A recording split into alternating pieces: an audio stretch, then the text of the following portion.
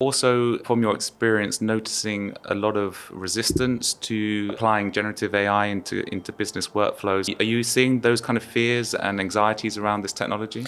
Yeah, so let's take an example. So one of the biggest examples that we see is around copywriting. A lot of businesses that we approach basically go to ChatGPT or they go to Claude and they say, write me a post.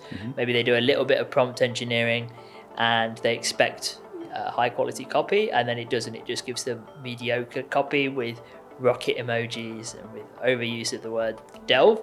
So they have this perception that that's all the technology that it can do, that's the only output that it can do, and that's all that they can see. So they sort of dismiss that technology, and so they dismiss it as being not very useful, or worse, perhaps they don't have an oversight of what actually good copy actually is, and so they think this copy is great, it's just doing the work and the task for them, so they don't have to employ any writers anymore. Both those positions are wrong, and so the correct position is to actually go in and build systems and processes around your existing writing team to help improve it, and to also in a way train the LLMs, not necessarily train them, but create projects or create tools that are trained on the brand voice, on all the brand guidelines, and all the things that you would give a writer to an agency that was just starting off. So I think a lot of people are misled by things they read on social media,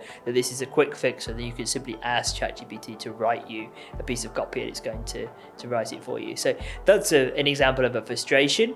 And then often those people will be resistant to adopting any AI in their company because they'll say, well, it just churns out this garbage. And of course the reality is it doesn't always churn out garbage if you have the right training and the right prompts and you build the right tools and you build the right systems around it.